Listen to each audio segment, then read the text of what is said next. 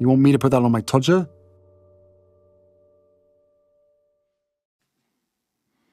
Harry's wife cooking up a new victim narrative.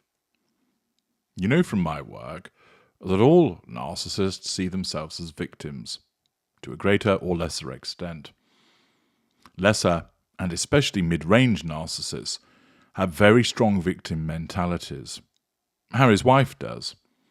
Her narcissism causes her to believe that it's never her fault and people have got it in for her, that people are racist towards her, hate her unnecessarily, don't do what she wants because they're downright awkward, won't cooperate with her because they're thoroughly unpleasant to her when there's no need to be. This victim mentality permeates everything that she does when it comes to involving herself with another human being. And it governs so much of her actions, so that she trades on this for the pursuit of the prime aims. The royal family had it in for me.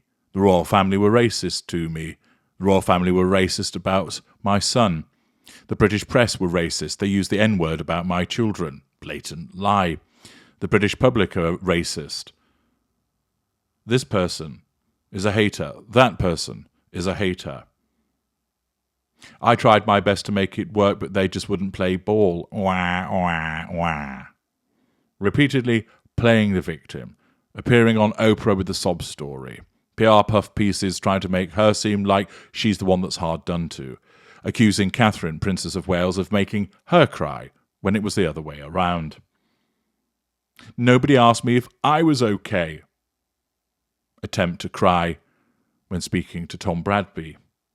There are repeated instances, supported by evidence, of Harry's wife's demonstrating her huge victim mentality. She's dined out on this victim narrative for years. She'll have done it in the past, although we didn't hear about it because, fortunately back then, none of us knew who she was.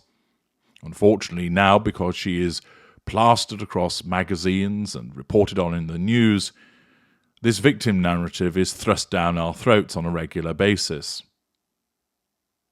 You would think that ultimately her narcissism would start to realise people are sick of this, and therefore it's not an appropriate thing to continue to wheel out.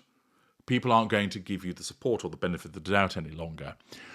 Even those that are ordinarily supportive might think, okay, enough with the self-pity, it's getting boring now. However, it would appear that her narcissism deems that it's appropriate to try and squeeze some more victim mentality out of things, because, as the American thinker states, it's the oldest trick in the pulp fiction writer's playbook. Make the reader feel sorry for the poor schmuck you've cast as protagonist. Which brings us to Harry's wife and Harry, who are nothing if not practiced in the related art of public relations. Poor Harry's wife, even poorer Harry, who remains also traumatised by the death of his mother, People's Princess Diana, in a Paris tunnel after a high-speed chase, supposedly fleeing the paparazzi in 1997. In Harry's Apple TV docu-series, he said that incident led him to drink and to do drugs and go out with Harry's wife.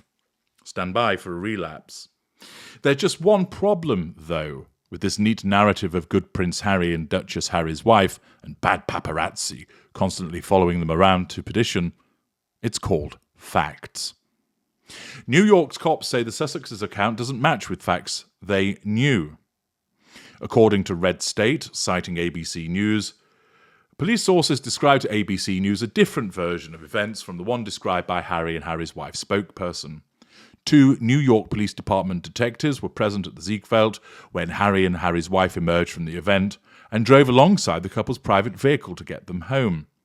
Along the way, police sources said photographers on bicycles are visible on security cameras, but not the kind of caravan described by sources close to Harry and Harry's wife. The police interaction with the couple lasted no more than 20 minutes, according to police sources. If the episode lasted the 2 hours Harry's wife and Harry say it did, it was due to their own security wanting to avoid revealing where they were staying, not because they were being chased, the sources said. According to the NYPD's official statement, they assisted the private security team protecting the Duke and Duchess of Sussex. There were numerous photographers that made their transport challenging. The Duke and Duchess of Sussex arrived at their destination, and there were no reported collisions, summonses, injuries, or arrests in regard.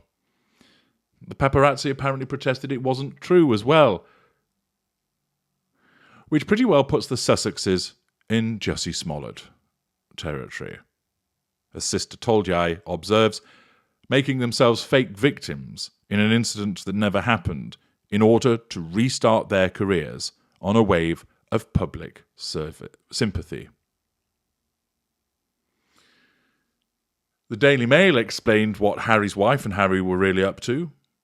On the surface, Harry's wife was in town to receive a Women of Vision award at a gala to mark the 50th anniversary of the MS Foundation for Women, the organisation set up by veteran feminist Gloria Steinem. But this was no ordinary celebrity backslapping affair. Rather, it was a waymark on what increasingly looks like an attempt to relaunch, and quite possibly save, the Sussex brand. In the US, polls and commentators have been saying for months that even Americans, with their huge appetite for soap opera and instinctive sympathy for a supposedly wrong compatriot, were tiring of the Duke and Duchess of Sussex's endless bleating about so-called royal injustice and their alleged mistreatment in Britain. It is uncharted territory for a couple who were lionised by the American media as their royals in exile, celebrated for their authenticity and apparent liberation from the rigid formality of the House of Windsor. In January, a poll for Newsweek revealed that in just 1 month, Prince Harry's popularity had plunged 45 points in US public opinion, while Harry's wife's had tumbled 36 points. Nearly half of Americans, 44%, said the prince was wrong to include details of private family conversations in his book. Well, those are pretty high barriers for anyone ever hoping to regain respect from their now lost audience. What better than to make them victims? Again. They've been playing the victim card for a long time, and well, they aren't exactly loved for it, though it seems to sell Harry's tell-all books about life in the British royal family. They even had a buddy shill for them for Newsweek, not for the first time, just in case nobody caught the narrative. Christopher Boozy, the founder of data analysis firm Bot Sentinel and social network Spoutable, came out in support of the couple's account of a near-catastrophic chase after the NYPD appeared to downplay its severity, and of course that clown would. He also called for reform in how the media treats public figures more widely, citing the echoes of the death of Princess Diana in a 1997 Paris car crash while fleeing paparazzi. I strongly condemn the reckless behaviour of the paparazzi who chased Prince Harry and Harry's wife in New York City, Boozy told Newsweek. This dangerous incident not only put the lives of the Duke and Duchess of Sussex at risk, but also endangered countless innocent bystanders and drivers in the vicinity. The incident echoes the tragic circumstances of Princess Diana's death, where the persistent pursuit by paparazzi contributed to her fatal car accident, he said. This parallel is a poignant reminder of the potential deadly consequences of such reckless behaviour and reinforces the need for a change in the way media interacts with public figures. Of course, Boozy, keen to jump on the bandwagon as he does, and naturally getting it wrong. Ah, yes. Tragedy, victims, reform, a new cause. The narrative is planned out pretty well. Beyond the whole story apparently never even happening, here's what's most disgusting about this whole claimed encounter. Harry and Harry's wife are now private citizens. They attracted paparazzi through their publicity machines, tell-all books, photo spreads, Instagrams and interviews. And they cannot have it both ways, although, of course, as a narcissist, Harry's wife believes that she can. Their hunt for fame and celebrity was a light bulb to moths, and sure enough, they drew them. What's more, they don't get to speed away from paparazzi at hellfire speeds, no matter how annoying the paparazzi are. Based on their self-chosen jobs, the paparazzi can snap away. New York streets are not their private roads, and they don't have special capacities to limit the First Amendment, which they've repeatedly expressed their problems with. They pick that job that attracts paparazzi, not the rest of us, and certainly not the people they share the road with in New York City, and got what comes of it.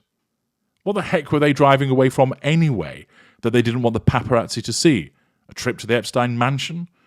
The cops should have given them a speeding ticket for reckless driving. As for the parallels to Diana's death, yes, that was a sad story. But what the heck was the speeding about? Post-mortem reports had it that the driver, Henri Paul, was drunk and shouldn't have been at the wheel at all given his impaired driving, which combined with paparazzi chasings led to a lethal outcome. Was Harry and Harry's wife's cab driver drunk too? Of course not. Who was pressuring him to drive too fast? Meanwhile, Diana herself unwittingly contributed to her own death by failing to wear her seatbelt the way most of us do. Investigators into the crash reported that she would have had an 80% chance of surviving her drunk driving wreck had she just buckled up. It would appear in the photograph that Harry's wife didn't have a seatbelt fastened, again showing the arrogance of the narcissist and a lack of accountability for the behaviours. It's details like these that make the whole stunt so distasteful. Who are these clowns who, having run out of sympathy from the public, to try to exploit Harry's mother's death for their own money purposes? Of course, he does so because he has a warped perspective, generated by the death of his mother and the application of the manipulations by his wife, and she does because she simply does not care, because she has no emotional empathy. It's another bid to draw sympathy, since nothing else about these grifters is sympathetic. Once again, the narcissist demonstrates her narcissism. I'm H.G. Tudor. Thank you for listening.